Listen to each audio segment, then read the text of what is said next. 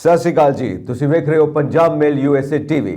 Budget ਕਿਸੇ ਵੀ ਦੇਸ਼ ਦਾ ਅਸਲ ਵਿੱਚ ਹੁੰਦਾ ਕੀ ਹੈ?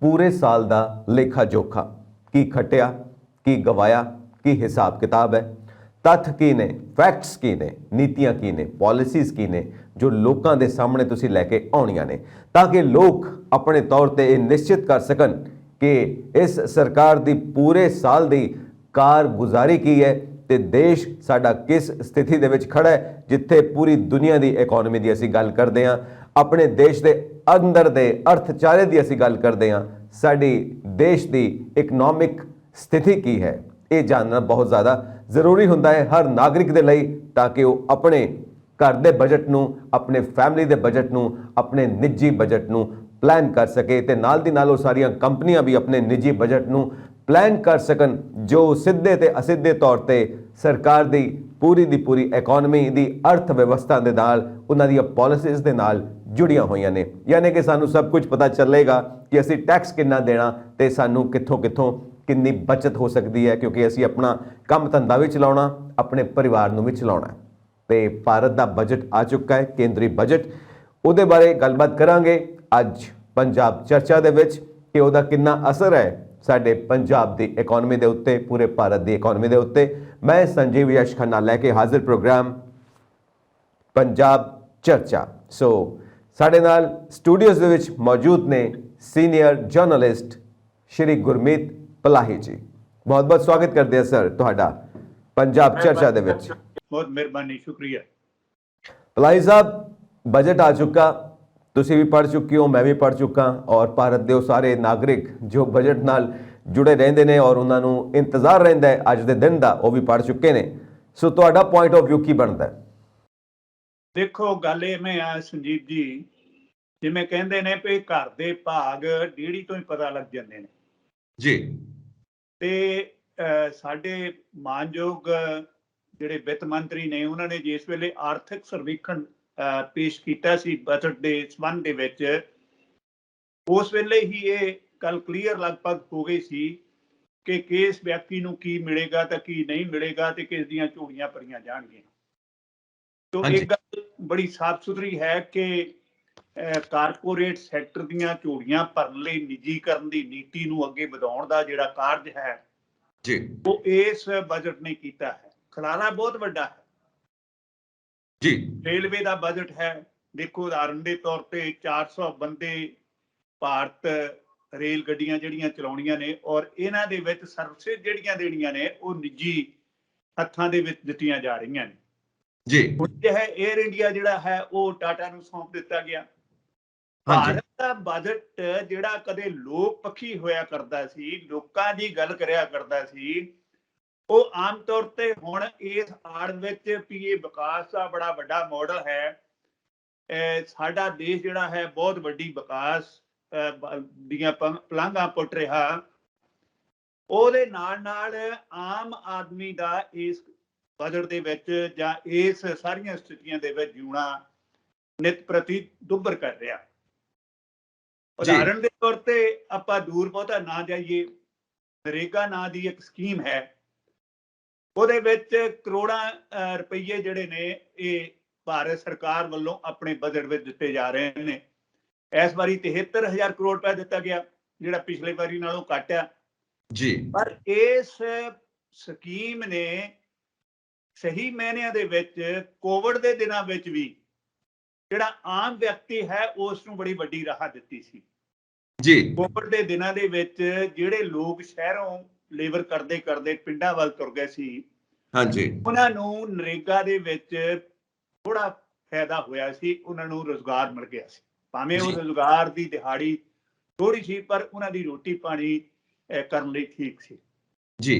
ਦੂਜੀ ਗੱਲ, ਉਹ ਇਹਦੇ ਵਿੱਚ ਗੈਪ ਹੈ, ਮਤਲਬ ਕਾਫੀ ਪੈਸੇ ਜਿਹੜੇ ਨੇ ਘਟਾ ਦਿੱਤੇ ਗਏ। ਤਨਖਾਹਦਾਰ ਲੋਕ ਜਿਹੜੇ ਬਜਟ ਨੂੰ ਹੋਰ ਕੁਝ ਨਹੀਂ ਸਮਝਦੇ, ਉਹ ਤਾਂ ਇਹ ਦੇਖਦੇ ਨੇ ਕਿ ਉਹਨਾਂ ਦੀ ਆਮਦਨ ਕਰ ਦੇ ਵਿੱਚ ਉਹਨਾਂ ਨੂੰ ਛੂਟ ਕੀ ਮਿਲੇਗੀ ਜੀ। ਤੋ ਇਹ ਛੋਟਾਂ ਜਿਹੜੀਆਂ ਨੇ ਆਮਦਨ ਟੈਕਸ ਦੇ ਵਿੱਚ, ਇਹ ਵੀ ਬਜਟ ਦੇ ਵਿੱਚ ਨਹੀਂ ਦਿੱਤੀਆਂ ਗਈਆਂ। 9ਵਾਂ ਸਾਲ ਹੋ ਗਿਆ, ਕੋਈ ਵੀ ਰਾਹਤ ਜਿਹੜੀ ਹੈ ਉਹ ਨਹੀਂ ਦਿੱਤੀ ਗਈ। ਤੋ ਇਹਦੇ ਨਾਲ ਕੋਵਿਡ ਦੇ ਦਿਨਾਂ ਦੇ ਵਿੱਚ ਜਿਸ ਵੇਲੇ ਖਰਚੇ ਬਹੁਤ ਸਾਰੇ ਵੱਧ ਗਏ ਨੇ, ਸਧਾਰਨ ਪਰਿਵਾਰਾਂ ਦਾ ਜਿਉਣਾ ਦੁੱਭਰ ਹੋ ਗਿਆ। ਉਸ ਹਾਲਤ ਦੇ ਵਿੱਚ ਲੋਕ ਉਡੀਕ ਕਰਦੇ ਸੀ ਵੀ ਘੱਟੋ ਘੱਟ ਤਨਖਾਹਦਾਰ ਲੋਕ ਨੇ, ਚਾਹੇ ਉਹ ਪ੍ਰਾਈਵੇਟ ਸੈਕਟਰ ਵਿੱਚ ਨੇ, ਜੀ ਚਾਹੇ ਉਹ ਸਰਕਾਰੀ ਖੇਤਰ ਦੇ ਵਿੱਚ ਨੇ, ਉਹਨਾਂ ਨੂੰ ਕੁਝ ਰਾਹਤ ਮਿਲੇਗੀ, ਉਹਨਾਂ ਨੂੰ ਕੁਝ ਇਨਕਮ ਟੈਕਸ ਦੀ ਜਿਹੜੀ ਸਲੈਬ ਹੈ ਉਹ ਕੁਝ ਵਧਾ ਦਿੱਤੀ ਜਾਏਗੀ। ਪਰ ਜੀ ਇਸ ਮਾਮਲੇ ਤੇ ਸਾਡੀ ਮਾਨਯੋਗ ਵਿੱਤ ਮੰਤਰੀ ਨੇ ਕੁਝ ਨਹੀਂ ਕੀਤਾ। ਤੇ ਦੂਜੇ ਪਾਸੇ ਤੁਸੀਂ ਦੱਸੋ, ਸਾਡੇ ਮਾਨਯੋਗ ਪ੍ਰਧਾਨ ਮੰਤਰੀ ਕਹਿੰਦੇ ਨੇ ਇਹ ਤਾਂ ਵਿਕਾਸ ਦਾ ਇੱਕ ਮਾਡਲ ਹੈ, ਲੋਕ ਪੱਖੀ ਹੈ, ਪ੍ਰਗਤੀਸ਼ੀਲ ਹੈ, ਇਹਦੇ ਵਿੱਚ ਹਰ ਵਰਗ ਦੇ ਲੋਕਾਂ ਨੂੰ ਅਸੀਂ ਬਹੁਤ ਵੱਡਾ ਫਾਇਦਾ ਦੇਣ ਦੀ ਕੋਸ਼ਿਸ਼ ਕੀਤੀ ਹੈ। ਇੱਕ ਗੱਲ ਜਿਹੜੀ ਚੰਗੀ ਕੀਤੀ ਗਈ ਹੈ ਉਹ ਇਹ ਹੈ ਵੀ ਜਿਹੜੀ ਜੀਵਕ ਖੇਤੀ ਹੈ ਜੀ ਉਸ ਨੂੰ ਪ੍ਰਫੁੱਲਤ ਕਰਨ ਲਈ ਇਸ ਬਜਟ ਦੇ ਵਿੱਚ ਕੁਝ ਪੈਸੇ ਰੱਖੇ ਗਏ ਨੇ, ਇਹ ਹਾਂਜੀ। ਚੰਗਾ ਸੰਕੇਤ ਹੈ। ਜੀ ਤੇ ਦੂਜੇ ਪਾਸੇ ਜਿਹੜੀ MSP ਦੀ ਮੰਗ ਕਿਸਾਨ ਕਰ ਰਹੇ ਸੀ, ਜੀ ਔਰ ਜਿਸ ਪਰ ਇਹ ਖਦਸ਼ਾ ਸੀ ਕਿ ਸ਼ਾਇਦ ਕੇਂਦਰ ਦੀ ਸਰਕਾਰ ਜਿਹੜੀ ਮੁੱਖ ਮੰਗ ਹੈ ਕਿਸਾਨਾਂ ਦੀ, ਚਲੋ ਜੀ। 3 ਕਾਨੂੰਨ ਵਾਪਸ ਲੈਣ ਦੀ ਗੱਲ ਤਾਂ ਇੱਕ ਵੱਖਰਾ ਮੁੱਦਾ ਸੀ, ਉਹ ਤਾਂ ਵਾਪਸ ਲੈ ਲਿਆ ਗਿਆ, ਪਰ ਹਾਂਜੀ। ਨਾਲ ਕਮਿਟਮੈਂਟ ਇਹ ਵੀ ਸੀ ਕਿ MSP ਜਿਹੜੀ ਹੈ ਉਹ ਦਿੱਤੀ ਜਾਵੇ। ਜੀ ਇਹਦੇ ਵਿੱਚ 2 ਗੱਲਾਂ ਕੀਤੀਆਂ ਗਈਆਂ ਨੇ ਜਿਹੜੀਆਂ ਚੰਗੀਆਂ ਸਾਬਤ ਹੋ ਸਕਦੀਆਂ ਨੇ, ਕਿਸਾਨਾਂ ਦੀ ਹਾਲਤ ਨੂੰ ਬਿਹਤਰ ਕਰ ਸਕਦੀਆਂ ਨੇ। ਜੀ ਉਹ ਕੀ ਆ ਵੀ MSP ਦੇ ਜਿਹੜੇ ਪੈਸੇ ਨੇ ਸਿੱਧੇ ਕਿਸਾਨਾਂ ਦੇ ਖਾਤਿਆਂ ਦੇ ਵਿੱਚ ਆਉਣਗੇ। ਭਾਵ ਇਹ ਹੈ ਕਿ ਪੰਜਾਬ ਦੇ ਵਿੱਚ ਜਿਵੇਂ ਇੱਕ ਸਿਸਟਮ ਚੱਲਦਾ ਹੈ ਜੀ ਦਲਾਲੀ ਵਾਲਾ, ਆੜਤ ਸਿਸਟਮ ਚੱਲਦਾ ਹੈ, ਉਸ ਨੂੰ ਇਸ ਮਾਮਲੇ ਤੇ ਬੜੀ ਵੱਡੀ ਸੱਟ ਵੀ ਜਿਹੜੀ ਹੈ ਉਹ ਲੱਗੇਗੀ। ਜੀ ਕਿਉਂਕਿ ਜਿਹੜੀ ਸਰਕਾਰੀ ਖਰੀਦ ਜਿੰਨੀ ਵੀ ਹੋਏਗੀ, ਸਰਕਾਰ ਨੇ ਕਿਹਾ ਵੀ ਅਸੀਂ ਪਹਿਲੀ ਖਰੀਦ ਨਾਲੋਂ ਵੱਧ ਖਰੀਦ ਕਰਾਂਗੇ, ਕਿੰਨੀਆਂ ਫਸਲਾਂ ਤੇ ਕਰਾਂਗੇ ਇਹਦੇ ਬਾਰੇ ਡਿਟੇਲ ਜਿਹੜੀ ਹੈ ਹਾਲੇ ਹੋਣੀ ਹੈ। ਕਿਉਂਕਿ ਕਿਸਾਨ 23 ਫਸਲਾਂ ਦੇ ਉੱਤੇ, ਘੱਟੋ ਘੱਟ 23 ਫਸਲਾਂ ਦੇ ਉੱਤੇ MSP ਮੰਗ ਰਹੇ ਸੀ, ਹਾਂਜੀ। ਪਰ ਇਸ ਮਾਮਲੇ ਬਾਰੇ ਹਾਲੇ ਕੋਈ ਸਪਸ਼ਟੀਕਰਨ ਨਹੀਂ ਆਇਆ ਕਿ ਕਿੰਨੀਆਂ ਫਸਲਾਂ ਦੇ ਉੱਤੇ MSP ਮਿਲੇਗੀ। ਹਾਂ, ਜੀ ਇਹ ਗੱਲ ਪੱਕੀ ਹੈ ਕਿ ਝੋਨੇ ਤੇ ਕਣਕ ਦੇ ਉੱਤੇ MSP ਜਿਹੜੀ ਆ ਉਹ ਜ਼ਰੂਰ ਮਿਲੇਗੀ। ਸੋ ਜੀ। ਇਹ ਥੋੜੀ ਰਾਹਤ ਵਾਲੀ ਗੱਲ ਹੈ ਕਿ MSP ਮਿਲਣ ਦੇ ਨਾਲ ਕਿਸਾਨ ਜਿਹੜੇ ਨੇ ਥੋੜੇ ਖੁਸ਼ ਹੋਣਗੇ ਔਰ ਮਹਿਸੂਸ ਕਰਨਗੇ ਕਿ ਸਾਨੂੰ ਕੁਝ ਬਜਟ ਦੇ ਵਿੱਚ ਪ੍ਰਾਪਤ ਹੋ ਗਿਆ ਹੈ। ਜੀ ਪਲਾਹੀ ਸਾਹਿਬ, ਕਿਹਾ ਜਾਂਦਾ ਹੈ ਕਿ ਝੋਨੇ ਤੋਂ ਤੇ ਕਣਕ ਦੇ ਫਸਲੀ ਚੱਕਰ ਚੋਂ ਨਿਕਲਣਾ ਸਾਡੇ ਵਾਸਤੇ ਬਹੁਤ ਜ਼ਿਆਦਾ ਜ਼ਰੂਰੀ ਹੈ ਤਾਂ ਕਿ ਵਿਭਿੰਨਤਾ ਪੈਦਾ ਕੀਤੀ ਜਾ ਸਕੇ ਖੇਤੀਬਾੜੀ ਦੇ ਖੇਤਰ ਦੇ ਵਿੱਚ।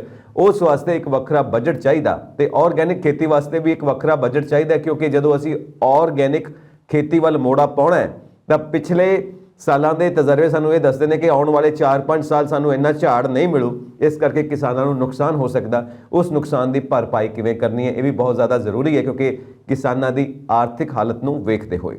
ਸੋ ਕਿਸਾਨੀ ਦੇ ਖੇਤਰ ਵਾਸਤੇ ਇੱਕ ਵੱਖਰਾ ਬਜਟ ਜ਼ਰੂਰ ਚਾਹੀਦਾ ਤਾਂ ਕਿ ਖੇਤੀ ਨੂੰ ਹੋਰ ਵਿਕਸਿਤ ਕੀਤਾ ਜਾ ਸਕੇ, ਹੋਰ ਉન્નਤ ਕੀਤਾ ਜਾ ਸਕੇ। ਪਰ ਕੁਝ ਮੈਂ ਪੁਆਇੰਟਸ ਲੈ ਕੇ ਆਇਆ ਜਿਹਦੇ ਉੱਤੇ ਤੁਹਾਡੇ ਬਣਦੇ ਵਿਚਾਰ ਮੈਂ ਤੁਹਾਡੇ ਕੋਲੋਂ ਜ਼ਰੂਰ ਲੈਣਾ ਚਾਹੂੰਗਾ ਕਿ ਇੱਕ ਤਾਂ ਇਹ ਹੈ ਕਿ 39.45 ਲੱਖ ਕਰੋੜ ਦਾ ਖਰਚਾ ਦੱਸਿਆ ਗਿਆ ਤੇ 22.84 ਲੱਖ ਕਰੋੜ ਦੀ ਇਨਕਮ ਦੱਸੀ ਗਈ। ਜਿਹੜਾ ਇਹ ਗੈਪ ਹੈ, ਜਿਹੜਾ ਇਹ ਪਾੜਾ ਹੈ ਕਿ ਖਰਚਾ ਜ਼ਿਆਦਾ ਤੇ ਇਨਕਮ ਘੱਟ, ਇਹ ਪਾੜਾ ਤਾਂ ਹੀ ਭਰੂਗਾ ਜੇ ਟੈਕਸ ਵਧਾ ਦਿੱਤੇ ਜਾਣ। ਤੇ ਅਸੀਂ ਰਿਬੇਟ ਦੀ ਗੱਲ ਕਰਦੇ ਪਏ ਹਾਂ ਟੈਕਸਾਂ ਦੇ ਉੱਤੇ, ਇਹ ਕਿੱਦਾਂ ਚੱਲੂ? ਟੈਕਸ ਤਾਂ ਵਧਾਉਣੇ ਪੈਣਗੇ ਤਾਂ ਹੀ ਵੱਧ ਇਨਕਮ ਹੋਏਗੀ ਤੇ ਖਰਚਾ ਪੂਰਾ ਹੋ ਸਕਦਾ। ਗੱਲ ਇਹ ਆ ਵੀ ਜਿਹੜੀਆਂ ਗੱਲਾਂ ਦਾ ਇਸ ਮੌਜੂਦਾ ਸਰਕਾਰ ਨੂੰ ਜੀ ਆਪਣੇ ਚੋਣ ਜਿਹੜੀ 5 ਰਾਜਾਂ ਵਿੱਚ ਹੋ ਰਹੀ ਆ ਉਹਦੇ ਵਿੱਚ ਫਾਇਦਾ ਹੋਣਾ ਸੀ, ਹਾਂਜੀ ਉਸ ਮਾਮਲੇ ਦੇ ਉੱਤੇ ਉਹਨਾਂ ਨੇ ਸਿੱਧੀ ਪੱਧਰੀ ਪਹੁੰਚ ਅਪਲਾਈ ਹੈ। ਜਿਵੇਂ ਉਹਨਾਂ ਨੇ ਕਿਹਾ ਵੀ ਅਸੀਂ MSP ਦੇ ਦੇਵਾਂਗੇ ਜੀ, ਅਸੀਂ ਆਰਗੈਨਿਕ ਖੇਤੀ ਜਿਹੜੀ ਹੈ ਉਹਦੇ ਲਈ ਸਾਡਾ ਜ਼ੋਰ ਵੱਧ ਹੋਏਗਾ, ਅਸੀਂ ਫਸਲਾਂ ਦੀ ਵਿਭਿੰਨਤਾ ਜਿਹੜੀ ਹੈ ਉਹਦੇ ਲਈ ਸਰਕਾਰ ਜਿਹੜੀ ਆ ਤਤਪਰ ਰਹੇਗੀ ਜੀ। ਪਰ ਉਹਨਾਂ ਮੁੱਦਿਆਂ ਬਾਰੇ ਬਿਲਕੁਲ ਉਹਨਾਂ ਨੇ ਚੁੱਪੀ ਸਾਧ ਲਈ ਕਿ ਜਿੰਨੇ ਟੈਕਸ ਲੱਗਣੇ ਨੇ, ਕਿਹੜੇ ਟੈਕਸ ਲੱਗਣੇ ਨੇ, ਉਹਨਾਂ ਬਾਰੇ ਚੁੱਪ ਹੋ ਗਏ ਨੇ। ਹਾਂਜੀ ਦੇਖੋ ਇਹ ਆ ਵੀ 2025-26 ਤੱਕ ਬੜੀ ਮੁਸ਼ਕਲ ਦੇ ਨਾਲ ਇਹ ਘਾਟਾ ਜਿਹੜਾ ਹੈ ਕਾਬੂ ਆਏਗਾ, ਜਿਹੜਾ ਜਿਸ ਘਾਟੇ ਦੀ ਗੱਲ ਤੁਸੀਂ ਕੀਤੀ ਹੈ। ਜੀ ਹੁਣ ਇਸ ਵੇਲੇ 6.4% ਘਾਟਾ ਜਿਹੜਾ ਹੈ ਬਜਟ ਦੇ ਵਿੱਚ, ਘਾਟੇ ਦਾ ਬਜਟ ਹੈ, ਇਹ ਦਿਖਾਇਆ ਗਿਆ। ਜੀ ਆਮ ਤੌਰ ਤੇ ਸੰਤੁਲਿਤ ਬਜਟ ਉਹ ਹੁੰਦਾ ਜਿਹੜੇ ਬਜਟ ਦੇ ਵਿੱਚ ਨਾ ਵਾਧਾ ਹੋਵੇ ਨਾ ਘਾਟਾ ਹੋਵੇ, ਹਾਂਜੀ ਇਹ ਹੋਵੇ ਵੀ ਜਿਹੜੀ ਇਨਕਮ ਹੈ ਉਹ ਪ੍ਰੋਪਰ ਹੋਵੇ। ਤੇ ਇਨਕਮ ਲਈ ਮੁੱਖ ਸਾਧਨ ਜਿਹੜਾ ਹੈ ਐਕਸਾਈਜ਼ ਡਿਊਟੀ ਹੈ, GST ਹੈ, ਹੋਰ ਬਹੁਤ ਸਾਰੇ ਇਸ ਕਿਸਮ ਦੇ ਟੈਕਸ ਨੇ, Correct. ਦੇ ਨਾਲ ਇਹਨਾਂ ਨੇ ਭਰਪਾਈ ਕਰਨੀ ਹੁੰਦੀ ਹੈ। ਤਾਂ ਜੀ। ਉਹ ਉਸ ਗੱਲ ਲਈ ਤਿਆਰ ਰਹਿਣਾ ਚਾਹੀਦਾ ਸਾਨੂੰ ਕਿ ਆਉਣ ਵਾਲੇ ਸਮੇਂ ਦੇ ਵਿੱਚ ਇਲੈਕਸ਼ਨਾਂ ਤੋਂ ਬਾਅਦ ਇਹ ਟੈਕਸ ਜਿਹੜੇ ਨੇ ਇਹ ਕੇਂਦਰ ਦੀ ਸਰਕਾਰ ਲਾਏਗੀ ਔਰ ਲੋਕਾਂ ਦੇ ਉੱਤੇ ਲਾਏਗੀ। ਤੁਸੀਂ ਦੇਖੋ ਸਬਸਿਡੀਆਂ ਖਤਮ ਕੀਤੀਆਂ ਜਾ ਰਹੀਆਂ ਨੇ। ਹਾਂਜੀ ਜਿਹੜੀ ਗੈਸ ਦੇ ਉੱਤੇ ਸਬਸਿਡੀ ਹੋਇਆ ਕਰਦੀ ਸੀ, ਪੈਟਰੋਲ ਦੇ ਉੱਤੇ, ਹੋਰ ਸਾਰੀਆਂ ਜਿਹੜੀ ਵੀ ਚੀਜ਼ ਦੇ ਉੱਤੇ ਸਬਸਿਡੀ ਸੀ, ਉਸ ਨੂੰ ਜਾਂ ਤਾਂ ਖਤਮ ਕਰ ਦਿੱਤਾ ਗਿਆ ਜਾਂ ਘਟਾ ਦਿੱਤਾ ਗਿਆ। ਜੀ ਗੈਸ ਸਿਲੰਡਰ ਕਦੇ ਬੜੇ ਥੋੜੇ 450 ਪੌਣੇ 500 ਰੁਪਏ ਦਾ ਹੋਇਆ ਸੀ, ਕਰਦਾ ਸੀ ਤਾਂ ਬੜਾ ਰੌਲਾ ਪਾਇਆ ਸੀ ਆਪਣੇ ਭਾਜਪਾ ਦੀ ਸਰਕਾਰ ਵੇਲੇ, ਭਾਜਪਾ ਵਾਲਿਆਂ ਨੇ, ਮਨਮੋਹਨ ਸਿੰਘ ਦੀ ਸਰਕਾਰ ਵੇਲੇ। ਪਰ ਜੀ। ਹੁਣ ਉਹੀ ਸਿਲੰਡਰ ਜਿਹੜਾ ਹੈ ਇੰਨੇ 6-7 ਸਾਲਾਂ ਦੇ ਵਿੱਚ ਦੁੱਗਣਾ ਹੋ ਗਿਆ ਔਰ ਸਬਸਿਡੀ ਤੁਸੀਂ ਦੇਖੋ ਕਿੰਨੀ ਰਹਿ ਗਈ ਸਧਾਰਨ ਕਸਟਮਰ ਲਈ, 12 ਰੁਪਏ ਤੇ 43 ਪੈਸੇ। ਜੀ ਤੇ ਮੈਂ ਤਾਂ ਸਮਝਦਾ ਵੀ ਇਹ ਸਬਸਿਡੀ ਵੀ ਖਤਮ ਕਰ ਲੈਣੀ ਚਾਹੀਦੀ ਆ ਵੀ ਜੇ ਇਹ ਕੀ ਗੱਲ ਹੋਈ ਪਈ ਅਸੀਂ ਜੀ ਸਬਸਿਡੀ ਦਿੰਨੇ, ਜਦਕਿ ਇਹ ਸਬਸਿਡੀ ਨਾ ਮਾਤਰ ਹੈ। ਤਾਂ ਇਸੇ ਤਰ੍ਹਾਂ ਤੁਸੀਂ ਦੇਖੋ ਵੀ ਜਿਹੜੇ ਟੈਕਸ ਐਕਸਾਈਜ਼ ਡਿਊਟੀ ਵਧਾ ਦਿੱਤੀ ਜਾਂਦੀ ਆ ਜਦੋਂ ਵਿਸ਼ਵ ਮਾਰਕੀਟ ਦੇ ਵਿੱਚ ਡੀਜ਼ਲ ਦੀ, ਪੈਟਰੋਲ ਦੀ ਕੀਮਤ ਘਟ ਜਾਂਦੀ ਆ, ਤੇ ਆਪਣੇ ਖਜ਼ਾਨੇ ਭਰਨ ਦੀ ਖਾਤਰ ਜਿਹੜੀ ਸਰਕਾਰ ਹੈ ਉਹ ਐਕਸਾਈਜ਼ ਡਿਊਟੀ ਵਧਾ ਲੈਂਦੀ ਆ। ਪਰ ਦੂਜੇ ਪਾਸੇ ਜਿਸ ਵੇਲੇ ਵਾਧਾ ਕੀਮਤਾਂ ਦੇ ਵਿੱਚ ਇੰਟਰਨੈਸ਼ਨਲ ਲੈਵਲ ਤੇ ਹੁੰਦਾ ਰਹਿੰਦਾ, ਤੇ ਉਸ ਵੇਲੇ ਜਿਹੜਾ ਵਾਧਾ ਉਸ ਨੂੰ GST ਜਾਂ ਹੋਰ ਐਕਸਾਈਜ਼ ਡਿਊਟੀ ਦੇ ਉੱਤੇ ਜਾਂ ਉਹਨਾਂ ਦੇ ਆਪਣੇ ਹਿੱਸੇ ਦੇ ਵਿੱਚ ਜਿਹੜਾ ਮਿਲਣਾ ਹੈ ਸਰਕਾਰ ਨੂੰ, ਉਹਦੇ ਨਾਲ ਉਹਦੇ ਘਰ ਭਰ ਜਾਂਦੇ ਨੇ, ਜਿਸ ਦੇ ਨਾਲ ਉਹ ਬੜੀ ਮੌਜ ਨਾਲ ਆਪਣੀਆਂ ਤਨਖਾਹਾਂ MP ਵਾਲੇ ਵਧਾਉਂਦੇ ਨੇ, ਮੈਂਬਰ ਪਾਰਲੀਮੈਂਟ, ਹੋਰ ਖਰਚੇ ਆਪਣੇ ਵਧਾਉਂਦੇ ਨੇ। ਤੇ ਕਹਿਣ ਨੂੰ ਤਾਂ ਉਹ ਕਹਿੰਦੇ ਨੇ ਵੀ ਅਸੀਂ ਬੁਨਿਆਦੀ ਢਾਂਚੇ ਦੇ ਉੱਤੇ ਇਹ ਪੈਸਾ ਜਿਹੜਾ ਹੈ ਸਰਕਾਰ ਦਾ ਖਰਚ ਕਰਦੇ ਹਾਂ, ਪਰ ਵੇਖਣ ਵਾਲੀ ਗੱਲ ਹੈ ਕਿ ਇਸ ਬਜਟ ਦੇ ਵਿੱਚ ਵੀ ਇਸ ਦਾ ਸਹੀ ਕਿਸਮ ਦਾ ਪ੍ਰਾਵਧਾਨ ਨਹੀਂ। ਰੇਲਵੇ ਦੇ ਉੱਤੇ ਉਹਨਾਂ ਨੇ ਕਿਹਾ ਵੀ ਅਸੀਂ 2,40,367 ਕਰੋੜ ਰੁਪਇਆ ਜਿਹੜਾ ਹੈ ਖਰਚਣਾ ਹੈ ਜੀ। ਪਰ ਨਾਲ ਦੀ ਨਾਲ ਆ ਜਿਹੜਾ ਗ੍ਰਹਿ ਮੰਤਰਾਲਾ ਹੈ ਇਸ ਦੇ ਉੱਤੇ 2.85 ਲੱਖ ਕਰੋੜ ਰੁਪਇਆ ਇਸ ਦੇ ਉੱਤੇ ਖਰਚਣ ਦੀ ਗੱਲ ਹੈ। ਤੁਸੀਂ ਦੱਸੋ ਪੁਲਿਸ ਪ੍ਰਸ਼ਾਸਨ ਦੇ ਉੱਤੇ, ਗ੍ਰਹਿ ਮੰਤਰਾਲੇ ਦੇ ਉੱਤੇ ਐਡਾ ਵੱਡਾ ਖਰਚਾ ਜਿਹੜਾ ਹੈ ਉਹ ਲੋਕਾਂ ਦੇ ਉੱਤੇ ਬਹੁਤ ਵੱਡਾ ਬੋਝ ਪਾਉਂਦਾ ਹੈ ਜੀ। ਪਰ ਇੱਕ ਗੱਲ ਹੋਰ ਦੇਖਣ ਵਾਲੀ ਹੈ, ਉਹ ਹੈ ਕਿ ਜਿਸ ਗੱਲ ਦੇ ਉੱਤੇ ਬਹੁਤ ਵੱਡੀ ਲੋੜ ਸੀ, ਵਾਤਾਵਰਣ ਮੰਤਰਾਲਾ ਹੈ ਜਿਹੜਾ, ਤੁਸੀਂ ਦੇਖੋ ਵੀ ਉਹਨੂੰ 30-31 ਕਰੋੜ ਰੁਪਇਆ ਹੀ ਦਿੱਤਾ ਗਿਆ। 30-31 ਕਰੋੜ ਨਾਲ ਵਾਤਾਵਰਣ ਜਿਹੜਾ ਪੂਰੀ ਤਰ੍ਹਾਂ ਦੂਸ਼ਿਤ ਹੋ ਚੁੱਕਾ ਹਿੰਦੁਸਤਾਨ ਭਰ ਦੇ ਵਿੱਚ, ਉਸ ਦਾ 30 ਕਰੋੜ ਦੇ ਨਾਲ ਕੀ ਬਣੇਗਾ ਜੀ। ਵਿਗਿਆਨ ਤੇ ਤਕਨੋਲੋਜੀ ਲਈ ਦੂਜੇ ਪਾਸੇ 14,217 ਕਰੋੜ ਰੁਪਏ ਦਿੱਤੇ ਗਏ ਨੇ, ਤੇ ਜਿਹੜਾ ਸੱਭਿਆਚਾਰਕ ਮੰਤਰਾਲਾ ਉਹਦੇ ਲਈ ਵੀ 3,000 ਕਰੋੜ ਦਿੱਤੇ ਗਏ ਨੇ, ਪਲਾਨ ਵਿਭਾਗ ਲਈ ਵੀ 13,700 ਕਰੋੜ ਦਿੱਤਾ ਗਿਆ। ਪਰ ਜਿੱਥੇ ਖਰਚ ਕਰਨ ਦੀ ਲੋੜ ਸੀ, ਸਿਹਤ ਦੇ ਉੱਤੇ ਪਹਿਲੇ ਸਾਲਾਂ ਨਾਲੋਂ ਕੋਈ ਬਹੁਤਾ ਵੱਡਾ ਜਿਹੜਾ ਵਾਧਾ ਉਹ ਨਹੀਂ ਕੀਤਾ ਗਿਆ। 86,000 ਕਰੋੜ ਰੁਪਇਆ ਉਹਨਾਂ ਨੇ ਕਿਹਾ ਵੀ ਅਸੀਂ ਸਿਹਤ ਦੇ ਖੇਤਰ ਦੇ ਵਿੱਚ ਦੇਵਾਂਗੇ, ਜਦਕਿ ਤੁਸੀਂ ਦੇਖਿਆ ਵੀ ਜਿਸ ਢੰਗ ਦੇ ਨਾਲ ਹਿੰਦੁਸਤਾਨ ਭਰ ਦੇ ਵਿੱਚ ਕੋਵਿਡ ਦੇ ਦਿਨਾਂ ਦੇ ਵਿੱਚ ਹਿੰਦੁਸਤਾਨ ਦੀ ਤੋਏ ਹੋਈ ਆਕਸੀਜਨ ਨਹੀਂ ਲੱਭੀ, ਲੋਕ ਮਰ ਗਏ, ਉਹਨਾਂ ਨੂੰ ਆਪਣੀਆਂ ਲਾਸ਼ਾਂ ਜਿਹੜੀਆਂ ਉਹਨਾਂ ਦੇ ਰਿਸ਼ਤੇਦਾਰਾਂ ਨੂੰ ਕਿਸੇ ਥਾਂ ਰੱਖਣ ਲਈ ਵੀ ਥਾਂ ਨਹੀਂ ਮਿਲੀ ਤੇ ਦਰਿਆਵਾਂ ਦੇ ਸਪੁਰਦ ਉਹਨਾਂ ਨੂੰ ਕਰਨੀਆਂ ਪਈਆਂ। ਇਹ ਸਾਰੇ ਕੁਝ ਨੇ ਇੱਕ ਬੜੇ ਵੱਡੇ ਪ੍ਰਸ਼ਨ ਚਿੰਨ੍ਹ ਭਾਰਤ ਦੀ ਸਰਕਾਰ ਦੇ ਉੱਤੇ ਲਗਾਏ ਸਨ। ਤੇ ਇਸ ਗੱਲ ਦਾ ਧਿਆਨ ਸੀ ਉਹ ਕੀ ਭਈ ਵਿਕਾਸ ਜਿਹੜਾ ਹੈ ਹਿੰਦੁਸਤਾਨ ਦੀ ਸਰਕਾਰ ਆਉਣ ਵਾਲੇ ਸਮੇਂ ਵਿੱਚ ਕਰੇਗੀ। ਉਸ ਵਿਕਾਸ ਦੇ ਪ੍ਰੋਜੈਕਟਾਂ ਦੇ ਵਿੱਚੋਂ ਰੁਜ਼ਗਾਰ ਜਿਹੜਾ ਹੈ ਉਹ ਲੋਕਾਂ ਨੂੰ ਪ੍ਰਾਪਤ ਹੋਏਗਾ।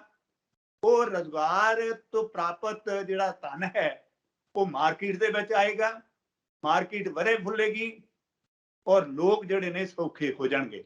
ਜੀ ਪਰ ਪਿਛਲੇ ਸਮੇਂ ਦੇ ਵਿੱਚ ਇਸ ਮਾਮਲੇ ਦੇ ਉੱਤੇ ਗੱਲਾਂ ਤਾਂ ਬਹੁਤ ਕੀਤੀਆਂ ਗਈਆਂ ਨੇ, ਹੁਣ ਵੀ ਬਹੁਤ ਸਾਰੀਆਂ ਗੱਲਾਂ ਕੀਤੀਆਂ ਜਾ ਰਹੀਆਂ ਨੇ, ਪਰ ਅਸਲ ਮਾਇਨਿਆਂ ਦੇ ਵਿੱਚ ਬਹੁਤਾ ਕੁਝ ਜਿਹੜਾ ਹੈ ਕਰਨ ਦੀ ਗੱਲ ਸਾਡੇ ਸਾਹਮਣੇ ਨਹੀਂ ਆ ਰਹੀ।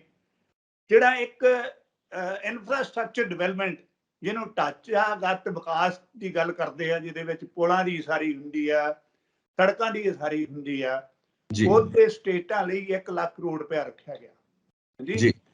ਤੋ ਇਹ ਵੀ ਕੋਈ ਐਡੀ ਵੱਡੀ ਰਕਮ ਨਹੀਂ ਹੈ। ਤੁਸੀਂ ਦੇਖੋ ਵੀ ਪੁਲਿਸ ਪ੍ਰਸ਼ਾਸਨ ਲਈ ਤਾਂ ਇੰਨੇ ਪੈਸੇ ਮਿਲਦੇ ਨੇ, ਪਰ ਇਧਰਲੇ ਪਾਸੇ ਪੈਸੇ ਜਿਹੜੇ ਨੇ ਉਹ ਬੜੇ ਘੱਟ ਨੇ। ਤੋ ਇਸ ਵੇਲੇ ਅਸੀਂ ਕੰਪੇਅਰ ਕਰਦੇ ਹਾਂ ਲੋਕਾਂ ਦੇ ਭਲੇ ਦੀਆਂ ਗੱਲਾਂ ਨੂੰ ਔਰ ਲੋਕਾਂ ਦੇ ਜਿਹੜੇ ਨੇਤਾ ਲੋਕ ਨੇ ਆਪਣੇ ਭਲੇ ਦੀਆਂ ਗੱਲਾਂ ਨੂੰ। ਉਸ ਵੇਲੇ ਅਸੀਂ ਇਸ ਬਜਟ ਨੂੰ ਕੋਈ ਬਹੁਤੇ ਨੰਬਰ ਨਹੀਂ ਦੇ ਸਕਦੇ। ਇਹ ਮਹਿਸੂਸ ਕਰਦੇ ਹਾਂ ਵੀ ਇਹ ਘਾਟੇ ਦੇ ਬਜਟ ਨੇ, ਮਹਿੰਗਾਈ ਹੋਰ ਪੈਦਾ ਕਰਨੀ ਹੈ, ਆਮ ਲੋਕਾਂ ਦੇ ਉੱਤੇ ਟੈਕਸ ਹੋਰ ਦਾ ਵਾਧਾ ਹੋ ਜਾਣਾ ਹੈ, ਤਨਖਾਹਦਾਰ ਲੋਕ ਜਿਹੜੇ ਨੇ ਹੋਰ ਵੀ ਜ਼ਿਆਦਾ ਪਰੇਸ਼ਾਨ ਹੋਣਗੇ। ਹਾਂ, ਜੇ ਸਹੀ ਢੰਗ ਦੇ ਨਾਲ ਵਰਤੋਂ ਹੋਈ ਤੇ ਕਹਿੰਦੇ ਆ ਨਾ ਜੀ ਵੀ ਅਸੀਂ 6000 ਰੁਪਈਆ ਜਿਹੜਾ ਕਿਸਾਨਾਂ ਨੂੰ ਦਿੰਨੇ ਆ, ਉਹਦੇ ਥਾਂ ਤੇ ਹੁਣ ਅਸੀਂ ਸਾਲ ਦਾ 9000 ਦੇਵਾਂਗੇ। ਇਹ ਵੀ ਇੱਕ ਬੜੀ ਵੱਡੀ ਫਿੰਡ ਮਾਰਨ ਦੀ ਗੱਲ ਜਿਹੜੀ ਆ ਮੋਦੀ ਸਰਕਾਰ ਲਗਾਤਾਰ ਕਰਦੀ ਆ। ਤੇ ਮੈਨੂੰ ਹੈਰਾਨੀ ਹੁੰਦੀ ਆ ਵੀ ਜੇ ਉਹ ਕਿਸਾਨਾਂ ਨੂੰ ਸਹੀ ਢੰਗ ਦੇ ਨਾਲ ਖਾਦ ਦੇ ਉੱਤੇ, ਬੀਜਾਂ ਦੇ ਉੱਤੇ, ਦੋਏ ਚੀਜ਼ਾਂ ਦੇ ਉੱਤੇ ਸਹੀ ਢੰਗ ਦੀਆਂ ਸਬਸਿਡੀਆਂ ਪ੍ਰਦਾਨ ਕਰਦੀ ਰਹੇ, ਇਹ ਚੀਜ਼ਾਂ ਮਹਿੰਗੀਆਂ ਨਾ ਹੋਣ, ਸਿੰਜਾਈ ਦੇ ਸਾਧਨ ਪੂਰੇ ਬਣਾਤੇ ਜਾਣ। ਜਿਹੜੀ ਸਿੰਜਾਈ ਕਦੇ ਨਹਿਰੀ ਵਿਭਾਗ ਵੱਲੋਂ ਕੀਤੀ ਜਾਂਦੀ ਸੀ ਪੂਰੇ ਭਾਰਤ ਦੇ ਵਿੱਚ, ਉਸ ਢਾਂਚੇ ਨੂੰ ਮੁੜ ਕੇ ਸਥਾਪਿਤ ਕਰ ਦਿੱਤਾ ਜਾਏ ਤੇ ਧਰਤੀ ਹੇਠਲਾ ਪਾਣੀ ਜਿਹੜਾ ਹੈ ਉਹਦੇ ਮੁੱਕਣ ਦੀ ਗੱਲ ਵੀ ਨਹੀਂ ਹੋਏਗੀ ਔਰ ਨਾਲ ਦੀ ਨਾਲ ਖਰਚਾ ਵੀ ਜਿਹੜਾ ਹੈ ਖੇਤੀ ਦੇ ਉੱਤੇ ਘਟੇਗਾ। ਤੋ ਹਾਲ ਦੀ ਲੋਕਾਂ ਲਈ ਇਹ ਬੜਾ ਕੋਈ ਬਹੁਤਾ ਚੰਗਾ ਬਜਟ ਨਹੀਂ ਸੰਜੀਵ ਜੀ ਗਿਣਿਆ ਜਾ ਸਕਦਾ। ਜੀ ਪਲਾਹੀ ਸਾਹਿਬ, ਕਿਉਂਕਿ ਤੁਸੀਂ ਕਾਫੀ ਡਿਟੇਲ ਵਿੱਚ ਆંકੜੇ ਦੇ ਰਹੇ ਹੋ, ਤਾਂ ਇੱਕ ਸਿੱਧੀ ਸਾਦੀ ਗੱਲ ਜੋ ਆਮ ਇਨਸਾਨ ਨੂੰ ਸਮਝ ਆਉਂਦੀ ਆ, ਆਪਾਂ ਉਹਦੇ ਉੱਤੇ ਜ਼ਰਾ ਝਾਤ ਮਾਰੀਏ ਕਿ ਕਿਹਾ ਜਾਂਦਾ ਹੈ ਕਿ ਅਸੀਂ ਹਮੇਸ਼ਾ ਕਾਰਪੋਰੇਟ ਨੂੰ ਭੰਡਦੇ ਰਹਿੰਦੇ ਹਾਂ ਔਰ ਇਸ ਦੇ ਏਵਜ਼ ਦੇ ਵਿੱਚ ਅਸੀਂ ਸਰਕਾਰ ਨੂੰ ਵੀ ਭੰਡਦੇ ਰਹਿੰਦੇ ਹਾਂ, ਪਰ ਜੋ ਅਸੀਂ ਵਿਚਾਰਧਾਰਕ ਝੁਕਾਅ ਦੇਖਦੇ ਹਾਂ ਇਸ ਬਜਟ ਦੇ ਵਿੱਚ, ਉਹ ਕਾਰਪੋਰੇਟ ਵਿਕਾਸ ਮਾਡਲ ਹੀ ਲੱਗਦਾ। ਤੁਸੀਂ ਬਿਲਕੁਲ ਠੀਕ ਕਿਹਾ, ਕਿਉਂਕਿ ਸਾਡਾ ਜਿਹੜਾ ਭੰਡਣਾ ਹੈ ਜਾਂ ਸਾਡੀ ਗੱਲਬਾਤ ਹੈ ਉਹ ਫੈਕਟਸ ਦੇ ਉੱਤੇ ਆਧਾਰਿਤ ਹੁੰਦੀ ਹੈ। ਅਸੀਂ ਹਵਾ ਦੇ ਵਿੱਚ ਕੋਈ ਗੱਲ ਨਹੀਂ ਕਰਦੇ। ਸੋ ਸਿੱਧੀ ਸਾਦੀ ਗੱਲ ਇਹ ਹੈ ਕਿ ਦਿਹਾੜੀਦਾਰ ਤੇ ਸੀਮਾਂਤ ਕਿਸਾਨ, ਇਹਨਾਂ ਬਾਰੇ ਗੱਲਬਾਤ ਨਹੀਂ ਹੋ ਰਹੀ। ਸਿਹਤ ਤੇ ਸਿੱਖਿਆ ਦਾ ਖੇਤਰ, ਇਹਨਾਂ ਬਾਰੇ ਵੀ ਪੁਖਤਾ ਗੱਲਬਾਤ ਨਹੀਂ ਹੋ ਰਹੀ। ਸਿਹਤ ਖੇਤਰ ਵਿੱਚ ਇੱਕ ਵਧੀਆ ਗੱਲ ਹੋਈ ਹੈ ਕਿ ਜੋ ਮਾਨਸਿਕ ਰੋਗੀ ਨੇ ਉਹਨਾਂ ਵਾਸਤੇ ਕੁਝ ਬਜਟ ਐਲਾਨਿਆ ਗਿਆ ਹੈ, ਉਹਨਾਂ ਦੀ ਜ਼ਰੂਰ ਸਾਂਭ ਸੰਭਾਲ ਹੋਣੀ ਹੈ। ਇਹ ਇੱਕ ਪੋਜ਼ਿਟਿਵ ਸਾਈਨ ਹੈ ਜਿਹਨੂੰ ਅਸੀਂ ਐਪਰੀਸ਼ੀਏਟ ਕਰਦੇ ਹਾਂ। ਨਾਲ ਦੇ ਨਾਲ ਦਿਹਾਤੀ ਵਿਕਾਸ ਤੇ ਮੱਧ ਵਰਗ ਦੇ ਉੱਤੇ ਕੋਈ ਖਾਸ ਗੱਲ ਨਹੀਂ ਹੋ ਰਹੀ। ਵਾਤਾਵਰਣ ਦੀ ਤੁਸੀਂ ਗੱਲ ਕਰ ਹੀ ਦਿੱਤੀ ਹੈ ਤੇ ਖੇਤੀ ਵਿਕਾਸ ਦੀ ਵੀ ਤੁਸੀਂ ਗੱਲ ਕਰ ਹੀ ਦਿੱਤੀ ਹੈ।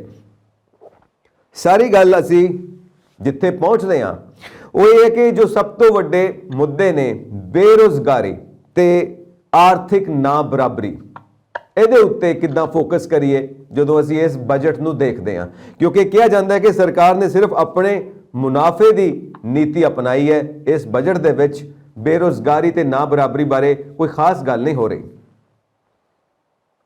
ਜੀ ਪਲਾਹੀ ਸਾਹਿਬ, ਦੇਖੋ ਵੀ ਬਜਟ ਦੇ ਵਿੱਚ ਤਾਂ ਜੋ ਗੱਲਾਂ ਕੀਤੀਆਂ ਗਈਆਂ ਨੇ ਉਹ ਆਪਣੇ ਆਪ ਦੇ ਵਿੱਚ ਬੜੀਆਂ ਸਪਸ਼ਟ ਨੇ ਜੀ। ਜੇ ਅਸੀਂ ਢਾਂਚਾਗਤ ਵਿਕਾਸ ਦੀ ਗੱਲ ਕਰਨੀ ਆ ਤੇ ਉਹਦੇ ਵਿੱਚ ਰੁਜ਼ਗਾਰ ਪੈਦਾ ਹੋਣਾ। ਜੇ ਅਸੀਂ ਕੁਝ ਵੱਡੀਆਂ ਫੈਕਟਰੀਆਂ ਲਾਉਣੀਆਂ ਨੇ ਤੇ ਉਹਦੇ ਵਿੱਚ ਰੁਜ਼ਗਾਰ ਪੈਦਾ ਹੋਣਾ। ਜੇ ਅਸੀਂ ਕਾਰਪੋਰੇਟ ਸੈਕਟਰ ਨੂੰ ਵੀ ਕੁਝ ਰਿਆਇਤਾਂ ਦੇਣੀਆਂ ਨੇ ਤਾਂ ਇਹ ਸ਼ਰਤ ਤੇ ਦੇਣੀਆਂ ਨੇ ਕਿ ਉਹ ਰੁਜ਼ਗਾਰ ਕੁਝ ਪੈਦਾ ਕਰਨਗੇ। ਜੀ ਤੇ ਪਰ ਸਾਡੇ ਮਾਨਯੋਗ ਪ੍ਰਧਾਨ ਮੰਤਰੀ ਕਹਿੰਦੇ ਨੇ ਵੀ ਇਹ ਤਾਂ ਐਡਾ ਵੱਡਾ ਰੁਜ਼ਗਾਰ ਦੇਣ ਵਾਲਾ ਬਜਟ ਹੈ ਜਿਹਦੇ ਮੁਕਾਬਲੇ ਦਾ ਬਜਟ ਪਹਿਲਾਂ ਕਦੇ ਪਾਸ ਹੀ ਨਹੀਂ ਹੋਇਆ। ਹੈਰਾਨੀ ਹੁੰਦੀ ਹੈ ਇਸ ਗੱਲ ਦੀ ਵੀ ਬੜੀ ਗਲਤ ਬਿਆਨੀ ਜਿਹੜੀ ਹੈ ਸਾਡੇ ਮਾਨਯੋਗ ਪ੍ਰਧਾਨ ਮੰਤਰੀ ਕਰਦੇ ਨੇ। ਜੀ ਉਹ ਇਸ ਗੱਲ ਨੂੰ ਦੇਖ ਕੇ ਵੀ ਮੱਧ ਵਰਗ ਦੇ ਲੋਕਾਂ ਨੂੰ ਇਸ ਬਜਟ ਨੇ ਕੋਈ ਫਾਇਦਾ ਨਹੀਂ ਪਹੁੰਚਾਇਆ। ਜੀ ਨੌਜਵਾਨਾਂ ਲਈ ਇੱਕ ਸਕੀਮ ਜੇ ਉਹ ਲਾਗੂ ਕਰ ਦਿੰਦੇ ਤੇ ਮੈਂ ਸਮਝਦਾ ਵੀ ਸ਼ਾਇਦ ਅਸੀਂ ਮੋਦੀ ਸਾਹਿਬ ਦੀ ਗੱਲ ਨੂੰ ਮੰਨ ਲੈਂਦੇ ਵੀ 80 ਲੱਖ ਨੌਕਰੀਆਂ ਜਿਹੜੀਆਂ ਨੇ ਉਹ ਇਹਨਾਂ ਸਾਰੇ ਗੱਲ ਦੇ ਵਿੱਚੋਂ ਪੈਦਾ ਹੋ ਜਾਣਗੀਆਂ। ਜੀ ਉਹ ਤਾਂ 2-2 ਕਰੋੜ ਨੌਕਰੀਆਂ ਪੈਦਾ ਕਰਨ ਦੀ ਗੱਲ ਵੀ ਕਰਦੇ ਰਹੇ ਨੇ ਤੇ ਨੌਜਵਾਨਾਂ ਨੂੰ ਇੱਕ ਨੌਕਰੀ ਦੇਣ ਦੀ ਗੱਲ ਵੀ ਜਿਹੜੀ ਨਹੀਂ ਹੋਈ, ਸਗੋਂ ਸਰਕਾਰੀ ਦਫ਼ਤਰਾਂ ਦੀਆਂ ਅਸਾਮੀਆਂ ਜਿਹੜੀਆਂ ਨੇ ਉਹ ਖਤਮ ਕਰ ਦਿੱਤੀਆਂ ਗਈਆਂ ਨੇ। ਪੰਜਾਬ ਦੀ ਗੱਲ ਲੈਂਦੇ ਨੇ, 1.25 ਲੱਖ ਅਸਾਮੀ ਜਿਹੜੀ ਹੈ ਪਿਛਲੇ 4-5 ਸਾਲਾਂ ਵਿੱਚ ਕਾਂਗਰਸ ਦੀ ਹਕੂਮਤ ਨੇ ਅਸਾਮੀ ਜਿਹੜੀ ਆ ਉਹ ਖਤਮ ਕਰ ਦਿੱਤੀਆਂ ਤਾਂ ਕਿ ਉਹ ਇਹ ਮਹਿਸੂਸ ਕਰਦੇ ਨੇ ਕਿ ਸਾਡੇ ਉੱਤੇ ਸਰਕਾਰੀ ਬੋਝ ਬਹੁਤ ਜ਼ਿਆਦਾ ਹੈ। ਜੀ ਇਹ ਪਾਸੇ ਇਹ ਆ ਵੀ ਜੇ ਯੋਗਤਾ ਦੇ ਅਨੁਸਾਰ ਰੁਜ਼ਗਾਰ ਦੀ ਗਰੰਟੀ ਜਿਹੜੀ ਹੈ ਉਹ ਨੌਜਵਾਨਾਂ ਨੂੰ ਦੇ ਦਿੱਤੀ ਜਾਏ ਤੇ ਉਹਦੇ ਤਹਿਤ ਉਹਨਾਂ ਨੂੰ ਇਹ ਦੱਸਿਆ ਜਾਏ ਵੀ ਜੇ ਇੱਕ MA ਪਾਸ ਵਿਦਿਆਰਥੀ ਹੈ, ਇੱਕ ਇਲੈਕਟ੍ਰੀਕਲ ਇੰਜੀਨੀਅਰ ਹੈ, ਉਸ ਨੂੰ ਅਸੀਂ ਜੇ ਰੁਜ਼ਗਾਰ ਨਾ ਦੇ ਸਕੀਏ ਤੇ ਅਸੀਂ ਘੱਟੋ ਘੱਟ 20-25-30 ਹਜ਼ਾਰ ਰੁਪਈਆ ਮੰਥ ਦਾ ਉਹਨੂੰ ਦੇ ਸਕੀਏ। ਇਹ ਇਸ ਗੱਲ ਦੇ ਨਾਲ ਜੇ 10ਵੀਂ ਪਾਸ ਹੈ, 12ਵੀਂ ਪਾਸ ਹੈ, ਉਹਦੀ ਯੋਗਤਾ ਦੇ ਅਨੁਸਾਰ ਉਹਦੀ ਤਨਖਾਹ ਨਿਯਤ ਕਰਕੇ ਜਿਹੜੀ ਨਿਯਤ ਕੀਤੀ ਹੋਏਗੀ ਸਰਕਾਰੀ ਤੌਰ ਤੇ ਉਸ ਨੂੰ ਜਿਹੜਾ ਹੈ ਪੱਤਾ ਜਿਹੜਾ ਹੈ ਬੇਰੁਜ਼ਗਾਰੀ ਦਾ ਉਹ ਦੇਣ ਦੀ ਗੱਲ ਦਾ ਪ੍ਰਾਵਧਾਨ ਹੋ ਜਾਏ, ਗਰੰਟੀ ਹੋ ਜਾਏ ਤੇ ਰੁਜ਼ਗਾਰ ਪ੍ਰਾਪਤੀ ਲਈ ਨਾ ਤਾਂ ਨੌਜਵਾਨਾਂ ਨੂੰ ਵਿਦੇਸ਼ਾਂ ਵਿੱਚ ਜਾਣਾ ਪਏਗਾ, ਨਾ ਥਾਂ ਦੇ ਉੱਤੇ ਭਟਕਣਾ ਪਏਗਾ। ਜੀ ਸੋ ਇਹ ਬੜਾ ਵੱਡਾ ਕੰਮ ਸੀ ਜਿਹੜਾ ਅਸਲ ਮਾਇਨਿਆਂ ਦੇ ਵਿੱਚ ਭਾਰਤ ਦੀ ਸਰਕਾਰ ਨੂੰ ਆਪਣੇ ਬਜਟ ਦੇ ਵਿੱਚ ਕਰਨਾ ਚਾਹੀਦਾ ਸੀ। ਉਹ ਇਹ ਕਿ ਵਿਕਾਸ ਮਾਡਲ ਬਦਲਵਾਂ ਹੋਵੇ, ਬਦਲਵੇਂ ਵਿਕਾਸ ਮਾਡਲ ਦੇ ਵਿੱਚ ਰੁਜ਼ਗਾਰ ਦੀ ਗੱਲ ਵੱਡੇ ਪੱਧਰ ਤੇ ਹੋਵੇ ਜੀ ਤੇ ਨੌਜਵਾਨਾਂ ਨੂੰ ਜਿਹੜਾ ਉਹ ਦੇਸ਼ ਜਿਹੜਾ ਸਾਰੇ ਮੁਲਕਾਂ ਨਾਲੋਂ ਵੱਧ ਜਵਾਨ ਲੋਕਾਂ ਦਾ ਦੇਸ਼ ਹੈ, 15 ਸਾਲ ਤੋਂ 40 ਸਾਲ ਦੀ ਉਮਰ ਦੇ ਜਿਹੜੇ ਨੌਜਵਾਨ ਨੇ ਉਹਨਾਂ ਦੀ ਗਿਣਤੀ ਪੂਰੇ ਵਿਸ਼ਵ ਭਰ ਦੇ ਵਿੱਚੋਂ ਭਾਰਤ ਦੇ ਵਿੱਚ ਵੱਧ ਹੈ। ਹੁਣ ਲੋਕ ਜਾਂਦੇ ਨੇ ਕੈਨੇਡਾ, ਅਮਰੀਕਾ, ਇੰਗਲੈਂਡ ਵਾਲੇ, ਉਹਨਾਂ ਨੂੰ ਨੌਜਵਾਨਾਂ ਦੀ ਜ਼ਰੂਰਤ ਹੈ ਕਿਉਂਕਿ ਬੁੱਢਿਆਂ ਦੇ ਦੇਸ਼ ਕਹਾਉਣ ਲੱਗ ਪਏ ਨੇ। ਜਾਪਾਨ ਤਾਂ ਪਹਿਲਾਂ ਹੈ ਹੀ ਬੁੱਢਿਆਂ ਦਾ ਦੇਸ਼, ਆਸਟ੍ਰੇਲੀਆ ਵਿੱਚ ਵੀ ਇਹੀ ਹਾਲ ਹੈ। ਕਦੇ ਪ੍ਰਵਾਸ ਨੂੰ, ਇਮੀਗ੍ਰੇਸ਼ਨ ਨੂੰ ਕਦੇ ਤਰਜੀਹ ਦਿੱਤੀ ਜਾਣ ਲੱਗ ਪਈ ਹੈ। ਤੋ ਜੇ ਭਾਰਤ ਦਾ ਨੌਜਵਾਨ ਜਿਹੜਾ ਪੂਰੀ ਅਵਸਥਾ ਵਿੱਚ ਹੈ, ਕੰਮ ਕਰਨ ਦੀ ਸਥਿਤੀ ਦੇ ਵਿੱਚ ਹੈ, ਉਸ ਨੂੰ ਬਾਹਰ ਭੇਜ ਦਿੱਤਾ ਜਾਏਗਾ। ਔਖਿਆਈ ਹੋਏਗੀ ਹਿੰਦੁਸਤਾਨ ਦੀ ਉਸ ਧਰਤੀ ਨੂੰ ਜਿਸ ਨੇ ਉਹਨਾਂ ਨੂੰ 18-20 ਸਾਲ ਚੰਗਾ ਪੜ੍ਹਾਇਆ, ਚੰਗਾ ਲਿਖਾਇਆ, ਉਹਦੇ ਲਈ ਸਾਧਨ ਪੈਦਾ ਕੀਤੇ। ਤੋ ਮੁੜ ਕੇ ਫੇਰ ਭਾਰਤ ਵਰਗਾ ਦੇਸ਼ ਜਿਹੜਾ ਇਸ ਵੇਲੇ ਆਰਥਿਕ ਤੌਰ ਤੇ ਤਾਂ ਬੜਾ ਅਮੀਰ ਹੈ ਪਰ ਆਰਥਿਕ ਲੁੱਟ ਦੇ ਵਿੱਚ ਇਸ ਦਾ ਕੋਈ ਸਾਨੀ ਨਹੀਂ ਹੈ। ਕੁਦਰਤੀ ਸਾਧਨ ਸਾਡੇ ਕੋਲ ਬਹੁਤ ਨੇ ਪਰ ਇਹਨਾਂ ਸਾਧਨਾਂ ਦੀ ਲੁੱਟ ਜਿਹੜੀ ਹੋ ਰਹੀ ਹੈ ਉਹਦੇ ਕਰਕੇ ਸਾਡੇ ਦੇਸ਼ ਦਾ ਖਜ਼ਾਨਾ ਨਹੀਂ ਭਰਦਾ।